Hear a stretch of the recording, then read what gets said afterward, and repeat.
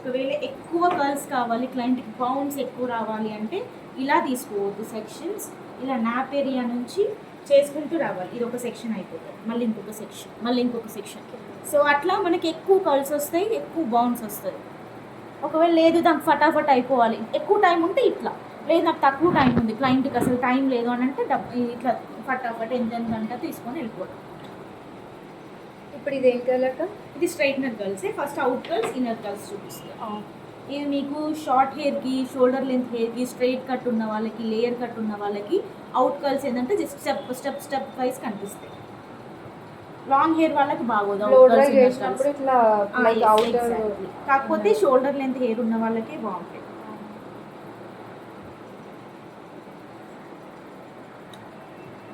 So first out curls exact straight పట్టుకుంటాం machine మీద.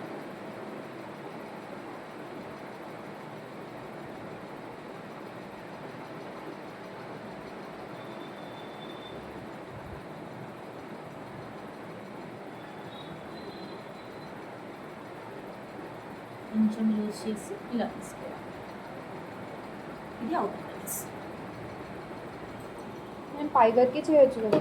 Out curls only shoulder length hair, short hair వాళ్ళకి. Long hair వాళ్ళకి ఇవి రావు. Out curls అంటే వేరు, పై వరకు వచ్చేవి అవుట్ కర్ల్స్ కాదు. ఓన్లీ కింద ఏదైతే కార్నర్ ప్లేస్ ఉంటుందో అది మాత్రమే మనకి అవుట్ సైడ్ ఫోల్డ్ అయి ఉంటుంది. వాటిని అవుట్ కర్ల్స్ అంటారు. ఇవే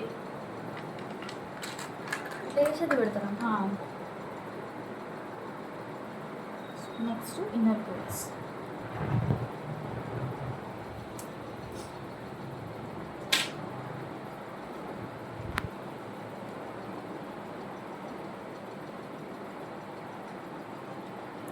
సేమ్ ఎక్కడి నుంచి వాల్యూమ్ ఉందో నీకు అక్కడి నుంచి ఎగ్జాక్ట్ ఇన్నర్. ఇందాక మనం అవుట్ సైడ్ ఫోల్డ్ చేసినాం కదా, ఇది అనేది బ్యాక్ సైడ్ ఫోల్డ్ చేస్తాం.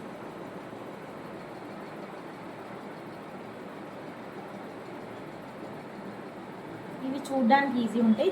ఇది ఐకానిక్. ఇది కాలుతుందా లైట్గా? హీట్ లేదు, ఏం కాదు. ఏ మిషన్ అయినా కాలుతుంది మా, ఏ మిషన్ అయినా కాలుతుంది. ఇది అవుట్ సైడ్, ఇన్నర్ సైడ్. ఇది మనకి బ్లంట్ కట్ ఉన్న వాళ్ళకి, షోల్డర్ చిన్న పిల్లలకి ఇంతే కట్ ఉంటుంది కదా, వాళ్ళకి బౌన్స్ ఇక్కడ కావాలంటే అవుట్ కర్ల్స్. క్లాత్ మొత్తం ఇన్నర్ కర్ల్స్. సో ఇది అవుట్, ఇది ఇన్నర్. స్ప్రే కొట్టేసుకోవాలి. చిన్న సెక్షన్ క్లిప్ ఉన్న చిన్నది ఇక్కడ పెట్టేసుకొని స్ప్రే కొట్టేసి వదిలేయాలి. అన్ని చేసిన తర్వాత పిన్స్ తీసేయాలి. ఎక్కువసేపు ఉంటాయన్నా? లాంగ్ లాస్టింగ్ వైస్ స్ప్రే చేయాలి. స్ప్రే చేశాక కర్ల్ చేయాలి. కర్ల్ చేశాక సెక్షన్ క్లిప్ పెట్టి మళ్ళీ మళ్ళీ స్ప్రే చేయాలి, వదిలేయాలి. లాస్ట్కి అన్ని కర్ల్స్ అయిపోయాక మళ్ళీ స్ప్రే చేయాలి. అప్పుడు నీకు long lasting. Next cross curls ఎప్పుడైనా సరే మన ఎల్బో అనేది హైట్ ఉండాలి. హైట్ లిఫ్ట్ చేయాలి. నెక్స్ట్ మిషన్ని టర్న్ చేసుకొని స్లోగా తీసుకెళ్ళాలి. క్రాస్ సెక్షన్లోని స్లోగా తీసుకెళ్ళాలి. ఒక్కొక్క కర్ల్కి మినిమం మనకు సెకండ్స్ టైం తీసుకోవాలి. వెంటనే ఫటాఫట్ తీయద్దు మిషన్ని. అండ్ పెడుతూ చూడండి, ముద్దగా ఒకే దగ్గర పెట్టుద్ది. దీన్ని స్ప్రెడ్ చేసి క్రాస్ తీసుకోవాలి.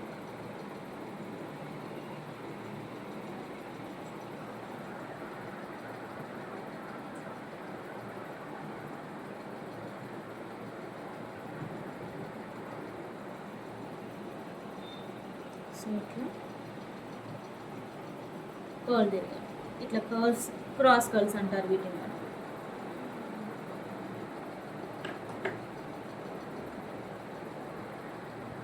యాక్చువల్గా రియల్ హెయిర్ మీద ఇంకా మంచి ఫినిషింగ్ అనిపిస్తుంది వీటి మీద. మీరు ప్రాక్టీస్ చేయండి ఇంటి దగ్గర రియల్ హెయిర్స్ మీద కర్ల్స్.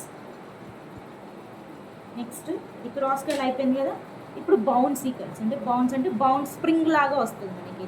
ఎగ్జాక్ట్ మనకి ఎంత హైట్ నుంచి కావాలో, ఇంత హైట్ నుంచి, హాఫ్ హైట్ నుంచి అని హాఫ్ లెంత్ అడుగుతారు కొంతమంది గర్ల్స్.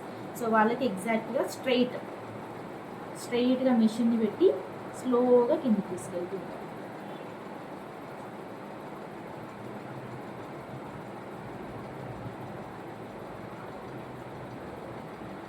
ఇది ఏంటంటే రఫ్గా ఉంటుంది కదా, మిషన్ వెంటనే మూవ్ అవ్వదు.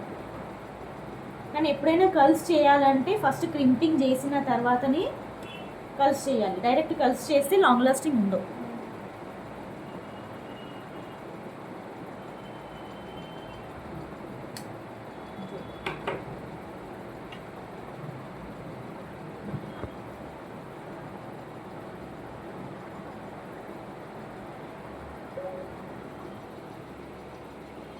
ఏది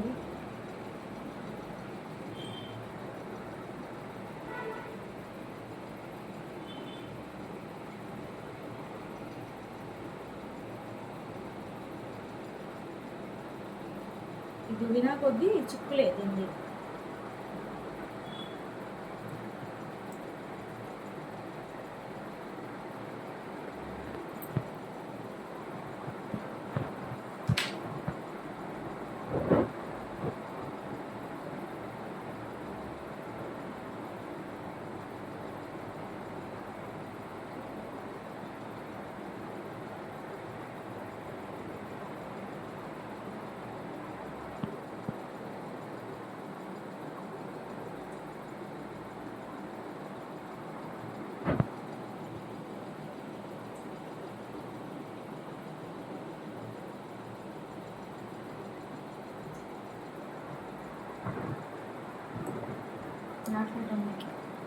ఇంకా కొంతమంది ఇక్కడి వరకు ఇప్పి తీసిన తర్వాత మళ్ళీ ఫోల్డ్ ఇట్లా ఇట్లా పై వరకు ఫోల్డ్ ఫోల్డ్ చేసి క్లిప్స్ పెట్టుకుంటారు, అదే లాంగ్ లాస్టింగ్ కోసం.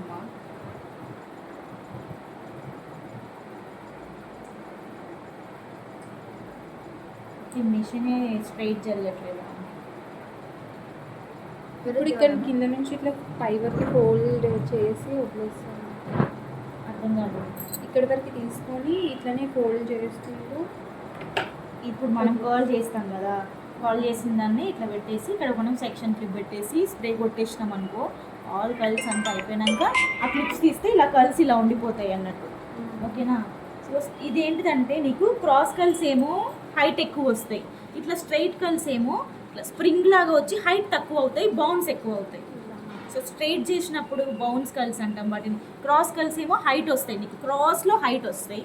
మనకు స్ప్రింగ్ కర్ల్స్ బౌన్స్ కర్ల్స్ అంటేనేమో స్ట్రైట్ చేసినప్పుడు దీనికి హైట్ తగ్గుతుంది, హెయిర్ హైట్ తగ్గుతుంది, స్ప్రింగ్ ఫామ్ అవుతుంది, లాంగ్ లాస్టింగ్ కూడా ఎక్కువ ఉంటుంది, బౌన్స్ లాగా స్ప్రింగ్ లాగా వస్తాయి ఇవి. Okay, so 4 types of curls ఉంటాయి. ఇది చూడ ఒకసారి ఇక్కడ ఎలా తిరిగింది, స్ప్రింగ్ లాగా అట్లా తిరుగుతుంది ఇక్కడ నుంచి. ఇది రియల్ హెయిర్ మీద చూపిస్తే బాగుంటుంది.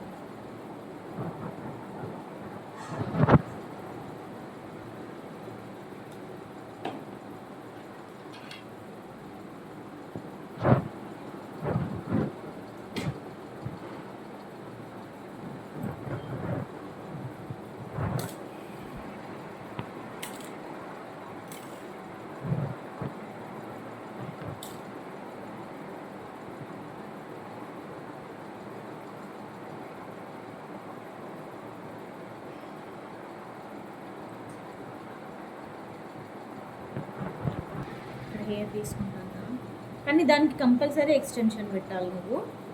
సో మొత్తం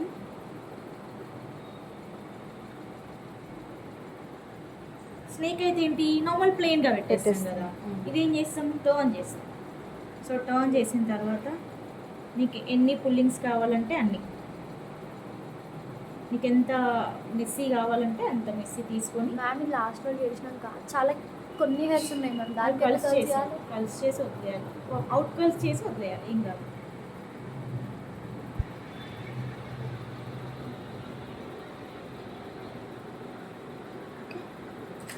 ఒకసారి నువ్వు హెడ్ కట్ చేసుకున్నా సరేనా? నువ్వు విగ్ పెట్టుకోవచ్చు. ఎవరు నువ్వా నేనా? నాకు హెయిర్ ఇది ఉంది ఉంది కదా విగ్ అనుకోండి. మ్యామ్ మనం స్నేక్ ప్యాటర్న్లో ఎప్పుడు కొంచెం ఇక్కడ హెయిర్ వదిలిపెట్టేలాగా పెట్టుకోవాలి కదా పేరు. మనం నెక్స్ట్ ఏదైతే స్టెప్ తీసుకుంటామో అది వదిలేసుకొని పెట్టుకోవాలి. నేను అట్లా తీసుకోలేదు కాబట్టి గ్యాప్ వచ్చింది. అవును, గ్యాప్ వస్తుంది, ప్లస్ డిస్టర్బ్ అవుతా ఉంటుంది. ఇంకా అది వెంటనే దాని కింద గ్యాప్ ఇలా తీసుకోవద్దు, దాని పక్క నుంచి తీసుకోవాలి.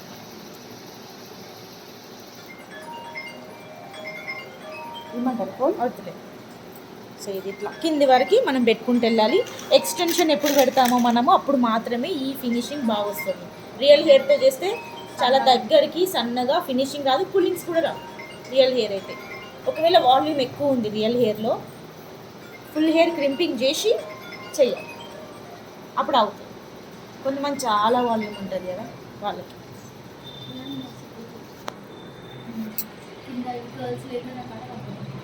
అది కర్ల్ చేసేయాలి అంతే. మీ ఫ్రెండ్కి చేసినావా మ్యారేజ్? పెట్టింది కదా ఫోటో. తీసుకోలేదు. కానీ నువ్వు జోష్నక్క దగ్గర ప్రొడక్ట్స్ తీసుకున్నావా? లేదు ప్రొడక్ట్స్ ఏం తీసుకోవాలి, మేకప్ వేయలేదు, హెయిర్ ఒకటే. మరి మేకప్ ప్రొడక్ట్స్ తీసుకున్నావు అని చెప్తుంది జోష్నక్క. నేను ఏం తీసుకోలేదు, తీసుకుంటా అని చెప్పిన. తీసుకున్నావు అంట కదా. జోష్నక్క కాల్ చేసింది నిన్న. తీసుకున్నావు అంట కదా. చూపినా తీసుకుంటే కాదు, ఆమె దగ్గర యాంటీ ప్రొడక్ట్స్ నువ్వు తీసుకున్నావు. ఆమె నా ప్రోడక్ట్స్ అన్నీ అయిపోగొట్టేసింది అంటే నేనేం చెప్తాను దానికి? నువ్వు నన్ను అడిగి తీసుకోలేదు కదా. ఆమె దగ్గర తీసుకున్నాను, ఆమె దగ్గర ఒక్క ప్రొడక్ట్ కూడా తీసుకోలేదు. నువ్వు వ్యానిటీ ఇస్తే మొత్తం వాడేసినావు అంటుంది. నేను మాట్లాడతాను.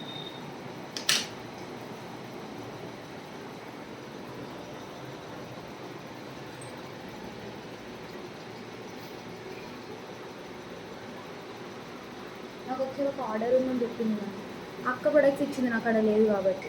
మళ్ళీ నెక్స్ట్ డే నేనే చేసుకుంటా అని చెప్పి నేను తీసుకెళ్ళి ఇచ్చేసింది. నేనేం వాడలేదు. ఆమె నీకెందుకు ఇచ్చింది అసలు? అది ఆమె తప్పు కదా ఇవ్వటం. జస్ట్ అక్కడ పెట్టుకున్నా మ్యామ్, రేపు ఉంది నువ్వు వెళ్ళు అని చెప్పి. సరే అక్క అని చెప్పి మళ్ళీ ఆ మ్యామ్ నేను వెళ్తా, నాకు ఆర్డర్ లేదు ఈరోజు అని. సరే అని మళ్ళీ ఇచ్చాను. ఆమె ఇప్పుడు ఎట్లా చెప్తుంది? నువ్వే అడిగి తీసుకున్నావు అని చెప్తుంది ఆమె. నేను మనిషిని అడుక్కుంటా కదా, అంత కావాలనుకుంటా. నిన్న నాకు సంబంధం లేదు, మీరు బయటికి వెళ్ళాక ఏమి ఇచ్చుకున్నా ఏం చేసినా అని చెప్పిన. నాకు చెప్తే ఏమొస్తుంది? అందుకే ఎవరు ఏంటిది అని వాళ్ళ గురించి తెలియనప్పుడు వాళ్ళ జోలికి వెళ్ళకూడదు. నీకు ఆమె ముందు నుంచి పరిచయం ఏమన్నా ఇట్లాంటి వాళ్ళు ఏంటిది అని? మరి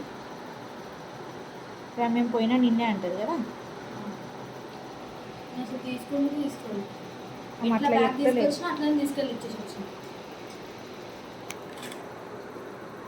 ఆమె కూడా కాదు, మా వేరే ఒక అక్కలని.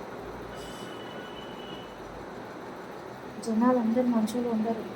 ఇట్లా కూడా కింద కాల్ చేసిన కూడా బాగానే ఉంటుందేమో కదమ్మా. అంటే ఇది చేసినప్పుడు మనం ఫినిష్ ఇక్కడ వరకు చేయాలి. ఇయ్యాలా? ఓన్లీ ఇక్కడ వరకు ఇచ్చినాం అనుకో, ఇది ఒక్కటి ఇలాగ అనిపిస్తుంది. పెద్దగా కనపడుతుంది. మోస్ట్లీ ఈ ప్యాటర్న్ చేసినప్పుడు కింది వరకు ప్యాటర్న్ చేయాలి, అప్పుడే మెస్సీ బ్రేడ్ అనిపిస్తుంది మనకి. అక్క మనం క్లోజ్ డోర్స్ పెట్టి చేయొచ్చు కదా, కర్ల్స్ పెట్టి ఇవి ఇట్లా ఏమైనా కుందన్స్ లాగా అక్క పెట్టచ్చు. దీనికంటే రియల్ ఫ్లవర్స్ అంటున్నావా? నార్మల్గా మనం పెటల్స్ చేస్తాం రోజ్, మనం రియల్ హెయిర్ తోనే చేస్తాం. అప్పుడు కర్ల్స్ చేస్తే బాగుంటుంది. గర్ల్స్ చేసిన తర్వాత ఫ్లవర్స్ పెట్టాలి. మనం ఒకసారి ఫ్లవర్స్ చేసిన తర్వాత నీకు మళ్ళీ కల్స్ చేయడానికి చేసిన తర్వాత పెట్టాలి. డిస్టర్బ్ అవ్వద్దు రోజెస్ వన్స్ పెట్టిన తర్వాత. ఇప్పుడు దీనికే పెడదాం అనుకున్నాం, ఒకసారి ఫ్లవర్ పెడదాం.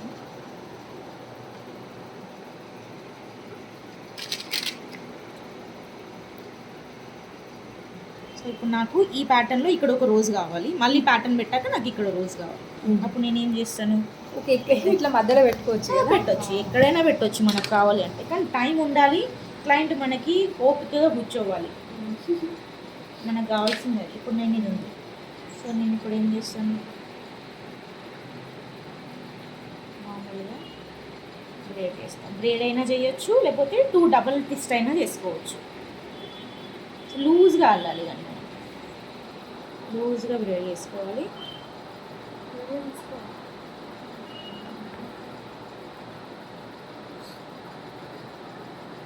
సో ఇప్పుడు మనము నువ్వు ఎటైతే ఇప్పుడు ఫోల్డ్ ఇట్లా మనం చేస్తున్నామో అటు సైడ్ మాత్రమే, వన్ సైడ్ మాత్రమే పెటల్స్ తీసుకోవాలి.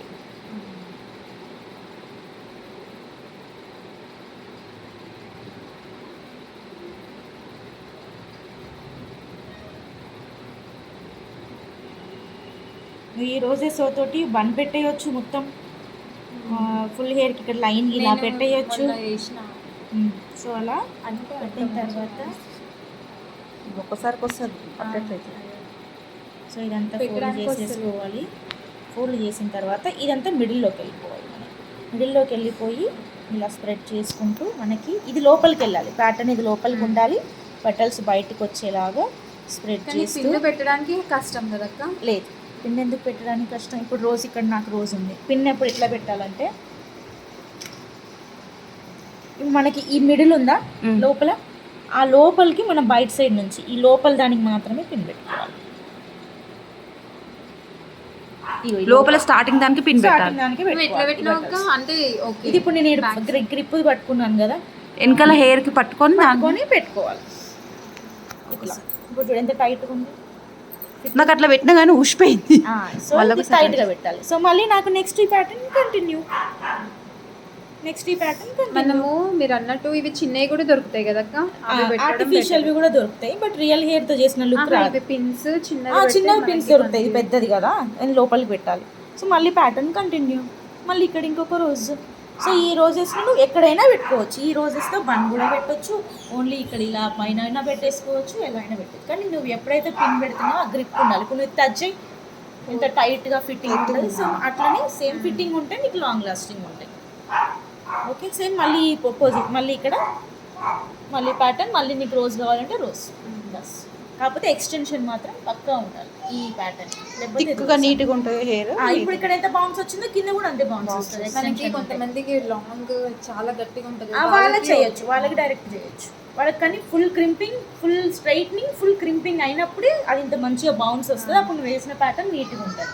అండ్ ఎవ్రీ పెటల్కి మళ్ళీ స్ప్రే, యూపిన్, ఫినిషింగ్ అట్లా. ఓకే,